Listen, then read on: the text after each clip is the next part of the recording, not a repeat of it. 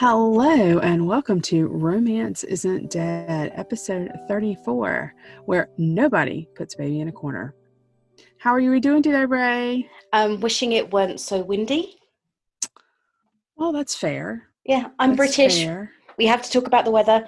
It is horrible. Apparently, we've got Storm Kiara or Kira. I think it's Kiara. Mm-hmm. And we've got really strong winds. My mum had to Mm-hmm. tie her bin lid on with string.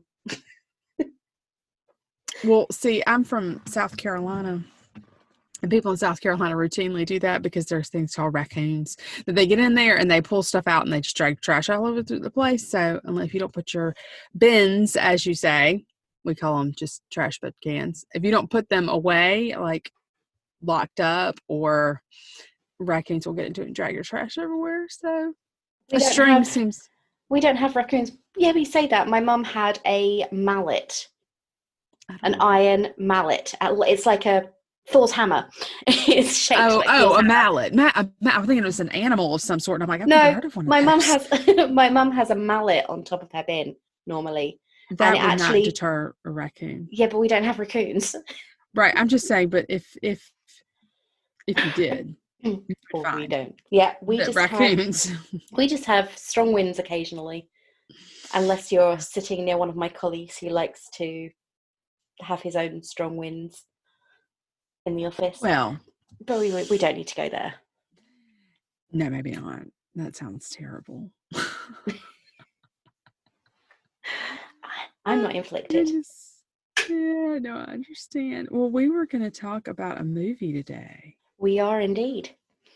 What movie are we talking about? We're talking about one of my favourites from the 80s, and I was 12. I was 12 when this came out. Or was I 13? I might have been 13. Just Dirty Dancing. Yeah, we're talking 86, 87. 87. 87. Okay. And I think Patrick Swayze sort of exploded onto the screen with this one, right? Oh yeah, that's the thing. Watching it, I rewatched it this morning, and when I was a teenager, I didn't look at him and think, "Whoa." My mum did, but I didn't. And I just couldn't understand what she saw in him, why she liked him, because I was in my Ralph Macchio, Michael J. Fox, River Phoenix phase, as most teenage girls were at that time, I suppose. Now, Pre-teens at least, yeah. yeah, preteens and early Tweenies. teens, yeah, and tweens. early teens. Yeah. But watching it today, it was like, oh, I can see what she liked, and she was younger than me when this film came out. But looking at it now, it's like, yeah, I can see it. I can totally see it. Yeah. Oh yeah. Well, it's one of those things where it's kind of like, I've been thinking a lot recently about male gaze and female gaze and all that stuff, but we don't really need to get into a bunch of that. But no. But this movie to me does seem it seems kind of female gazy to me, because they cast him, and it's about dancing and a man who can dance. Right, and he can move his hips in ways that. Hello. Oh yeah. See, as I said, when I was a 13-year-old, I wasn't looking at it going, "Whoa." Now, as a something-year-old, I'm looking at it going, "Ooh." Now I know what she liked about it. Because I remember me and my sister were so into this film when it came out on video.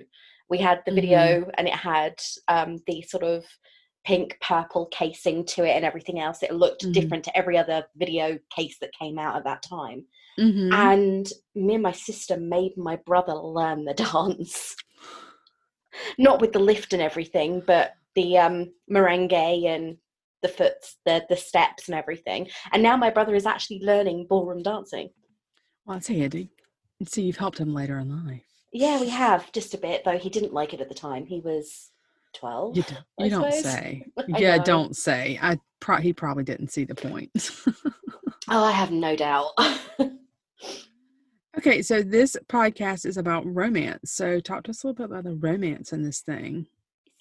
As you see, you were talking about the female gaze, and I honestly think that there are elements of romance in the film, but it's not completely about the romance. It's about the class divide. Interesting. Okay.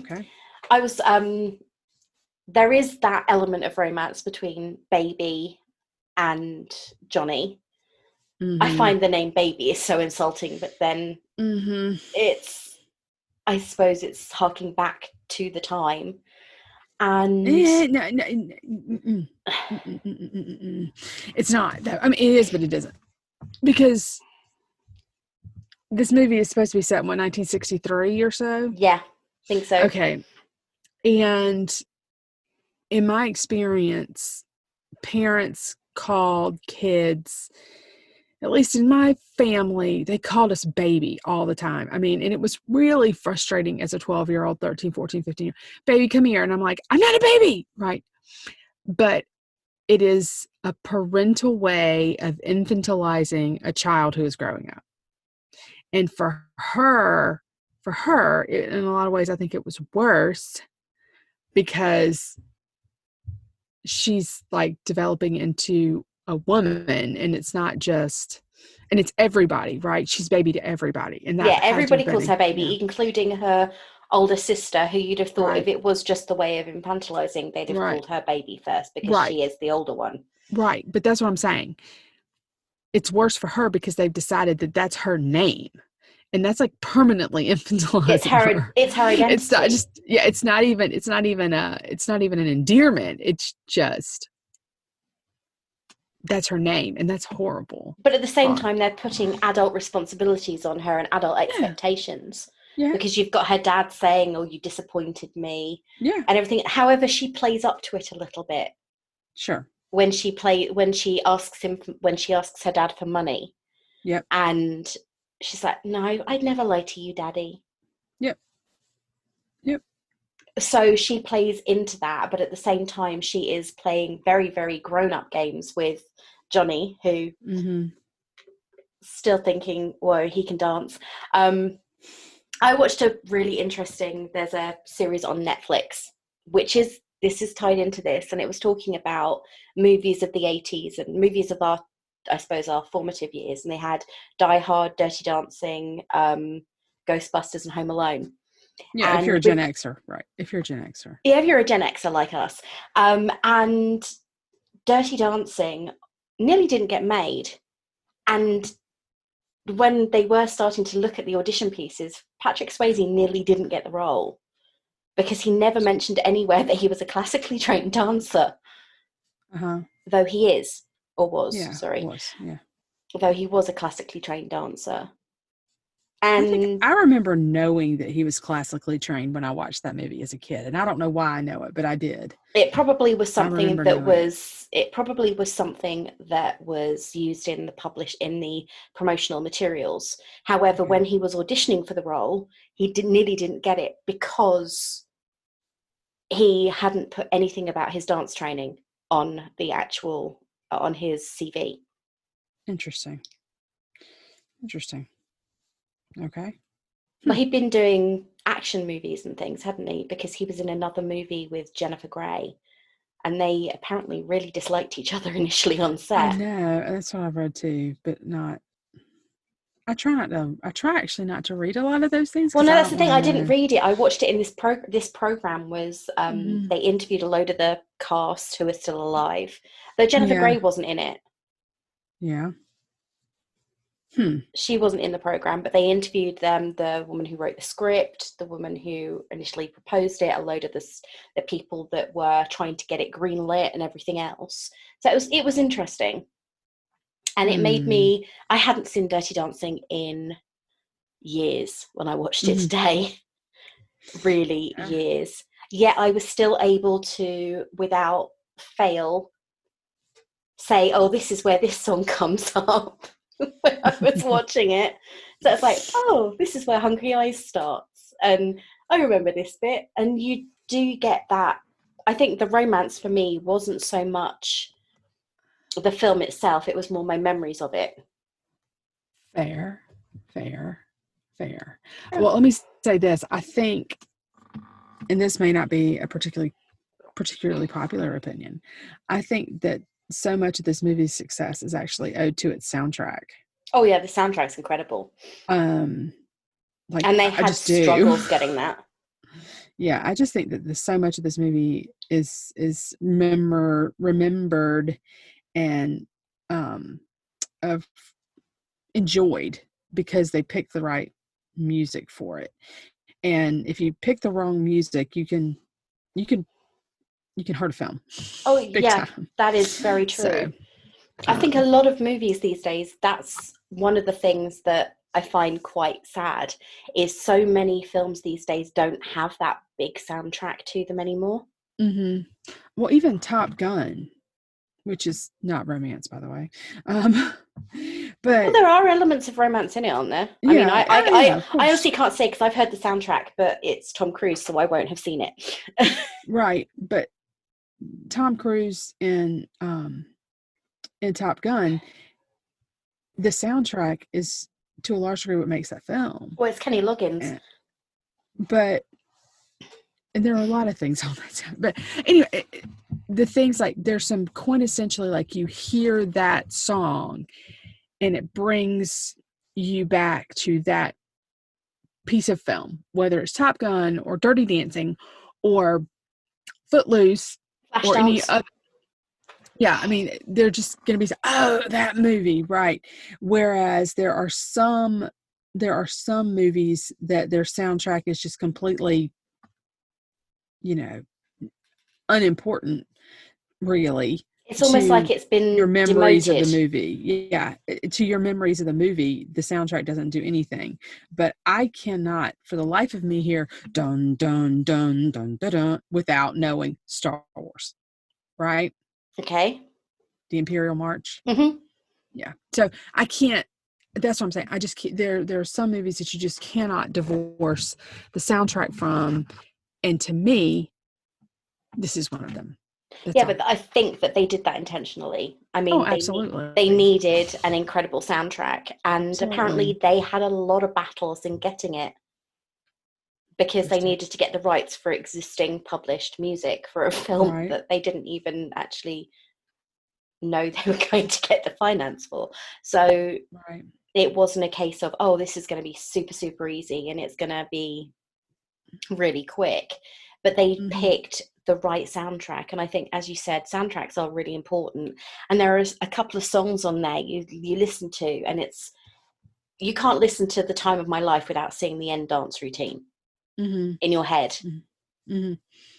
Yeah, And everybody exactly. knows that that comes right after the awful Kellerman song, which I now cannot get out of my head. Um, and it comes after probably the most famous line in the movie ever, which we've titled this episode after. So I don't think Yes. anybody doesn't know it. Saying that, I was at Christmas, we play games in my family, and we were playing this game, and my answer that I had to get everybody to guess without giving the answer away was Dirty Dancing. So I said, Mm-hmm. I carried a watermelon. And that was the response I got. Crickets. I wouldn't have known. Sorry. It's That's how she first meets Johnny.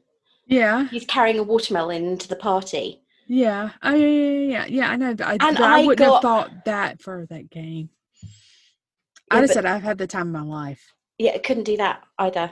Can't be Why? massively obvious. It has to be something that's going to give it away, but not give it away. It was kind of like, Who makes that rule? it was the art, it was again kind of like Articulate. And the Yeah, but who answer gets was, to decide if something's too obvious or not? well, my entire family would have probably gone, that was too easy. So I used the one that was in my head, and it literally was crickets.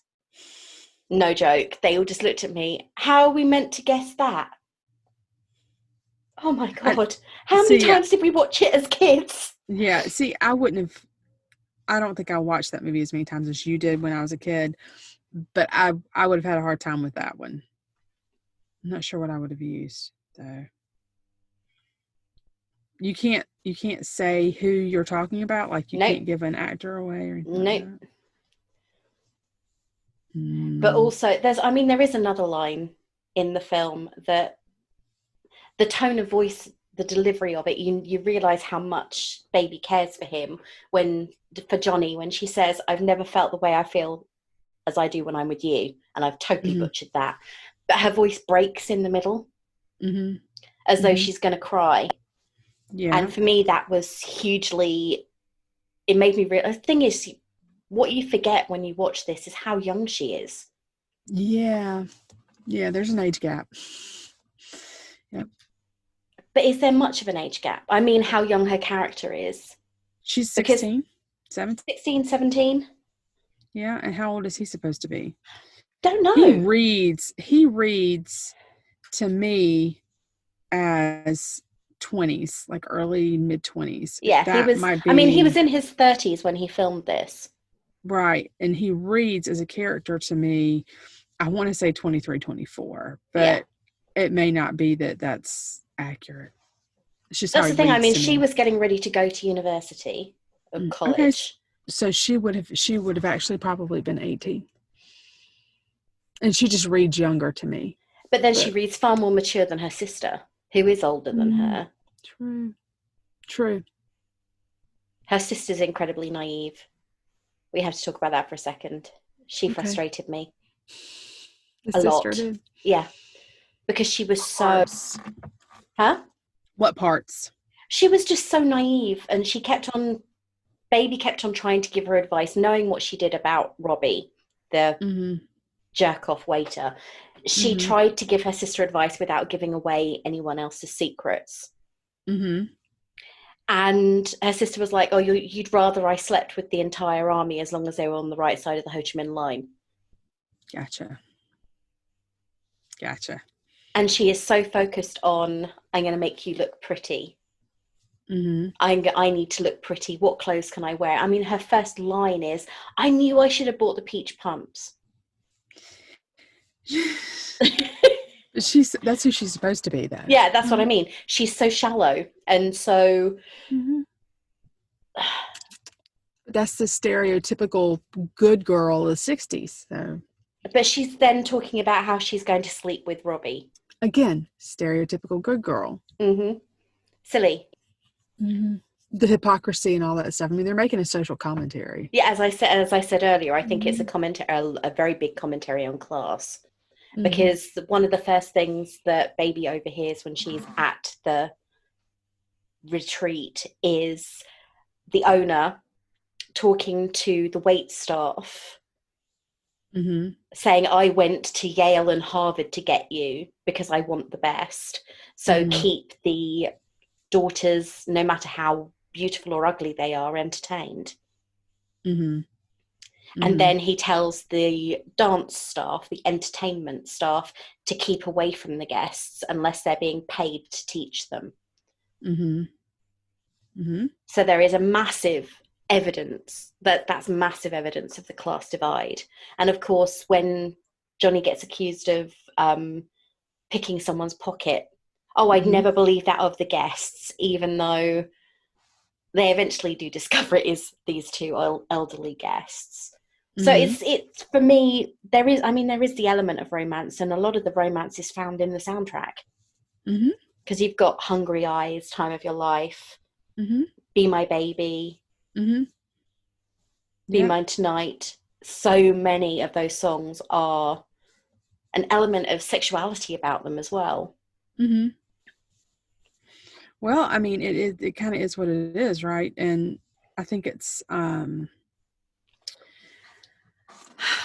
of those kind of seminal movies that people, especially Gen Xers and maybe a little bit older, they tend to return to it because it makes them nostalgic. Especially the older generation, like the baby boom generation, looks at it and they see it kind of as this nostalgia to a simpler time and not really reading in necessarily into some of the deeper social commentary.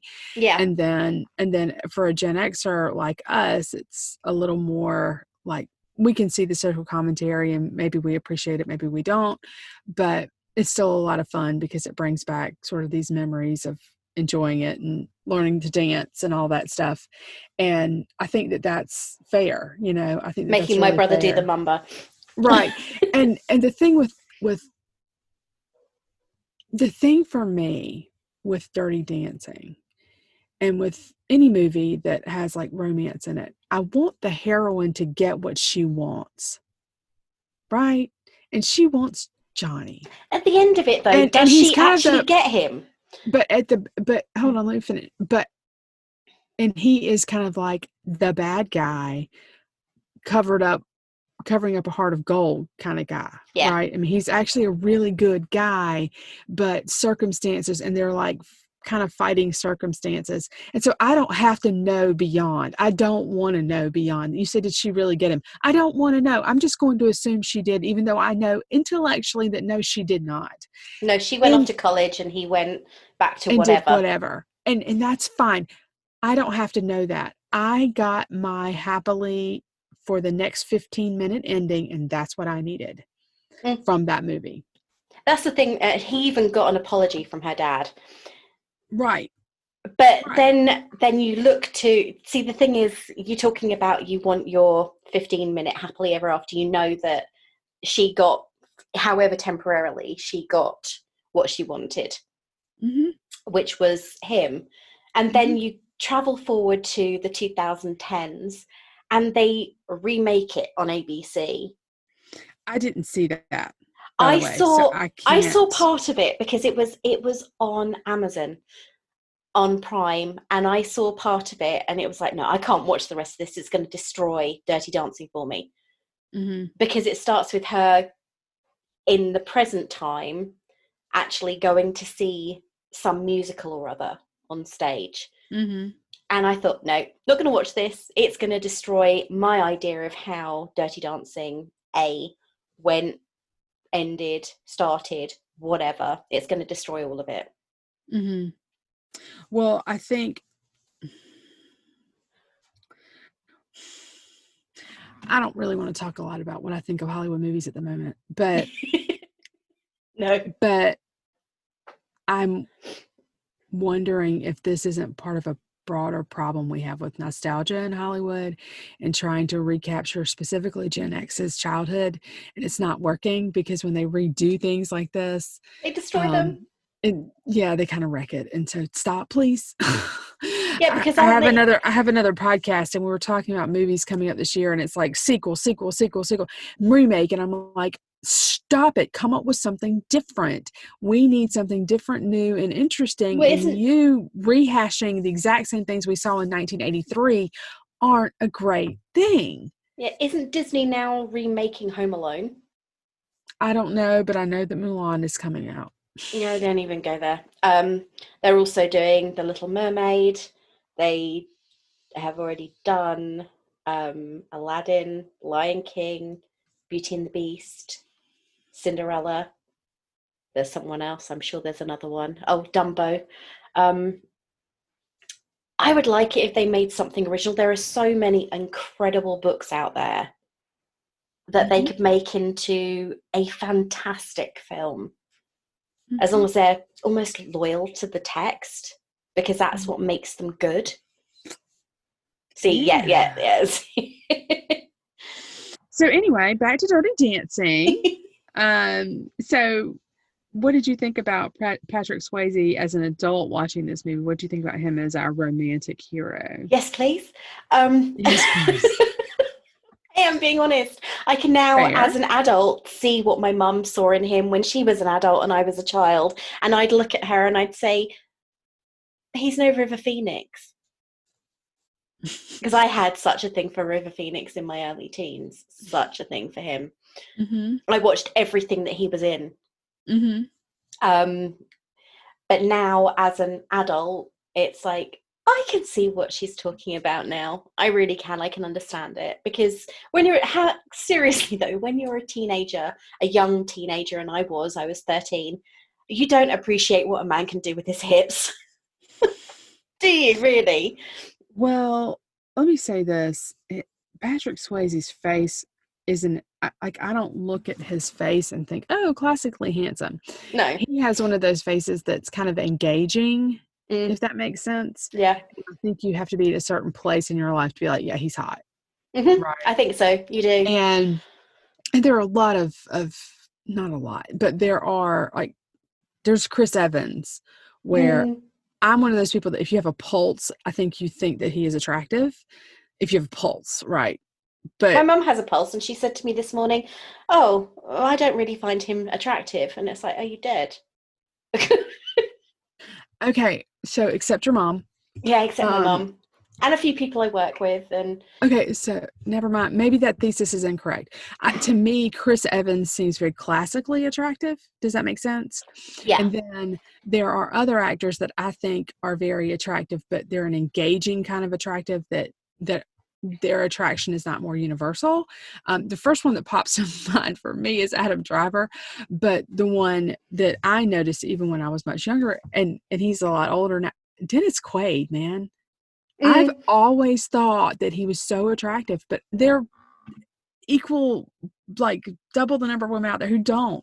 But he's Patrick Swayze in that group for me of these sort of these men who look very engaging to me, but they don't necessarily meet a they're not standard, classically handsome But you say that. description. Did you see this week they released the according to the Greek mathematical theorem, the most handsome man in the world is Robert Pattinson?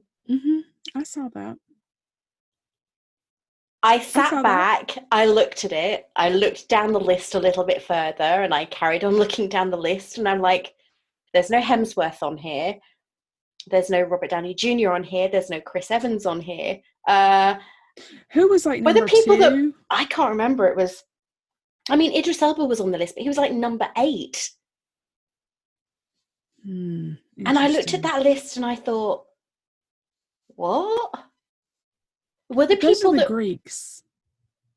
Those are the Greeks. Maybe they have no, did they use like the divine formula, right? The divine ratio, right? Yeah, even so, I don't look at Robert Pattinson and think, whoa, ever. I don't think I've ever. I thought that noise does not sound like that noise does not sound like oh, he's hot. That noise sounds different than that. What? I promise. What for? Yeah. That doesn't necessarily sound like yeah, that's not what it sounds like. I dread to think what it sounds like. I'm gonna have to look up and see who the list was. Yeah, but because it's annoying me. That.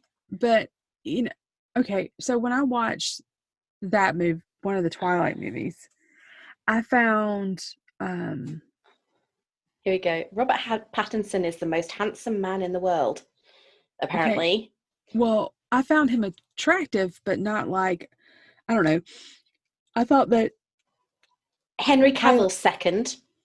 See, to me, he's very classically handsome with that strong jaw. And but then you say that, and it's like, but he looks exactly like Matthew Bomer.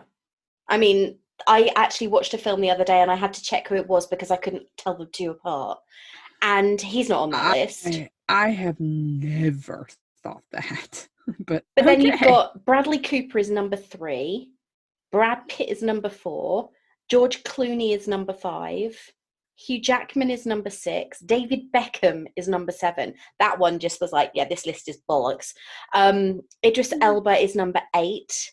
Kanye West is on this list. It's like, what? He's number 9. And number 10 is Ryan Gosling. And I'm thinking, huh? But you're applying sort of this formula, right? And Kanye West is on this list. Okay, but one of the things that when you look at like what makes someone handsome or not, a lot of it's your cultural experience and what you bring to the table. So a lot of women, and I know I'm going to run afoul of what you think at this point at some time. A lot of women find Benedict Cumberbatch really, really attractive, whereas I don't necessarily. I mean, he's fine. He's fine. I wouldn't think he's like unattractive, but what is attractive is such a deeply personal thing. And when I say classically handsome, I can look at Robert Pattinson and I think, okay, well, he's a good-looking man. And he's a handsome man, but he's not the kind of man that I find super attractive because there's not an air of like a little bit of ruggedness about him. Like I find He's men too that pretty have boy. right, right. And so, and the Greeks really valued that whole pretty boy look. They did. They Mm. did. They valued that really pretty Oh boy yeah, they look. did. And so to me that list makes sense because the men that they put on this list are, some of them are very handsome, but some of them really do sort of seem to embody this like pretty boy, especially number one on the list seems to embody this pretty boy thing. So I'm not insulting anybody, by the way. I'm not. I don't. No, I know. I'm not That's trying to the thing. I insult mean, anybody. for me, the thing that made Benedict Cumberbatch attractive wasn't his looks; it was his voice. And that's also fair. That's also very fair. So, yeah. All right. Well, what else do we want to say about Dirty Dancing, if anything? Don't remake it again, please. Yeah. Wipe the 2010 era remake off your hard drive and watch the original, because there is nothing better. I don't think a remake would do it. A remake has done it any favors. Mm-hmm. And if you haven't watched it recently, do watch it through rose-colored glasses. Remember why you watched it the first time, because I think for me that is what it was. It was complete nostalgia. Mm-hmm. Like if you watch it with your modern like thoughts and sensibilities in place, it's going to bother you. Yeah.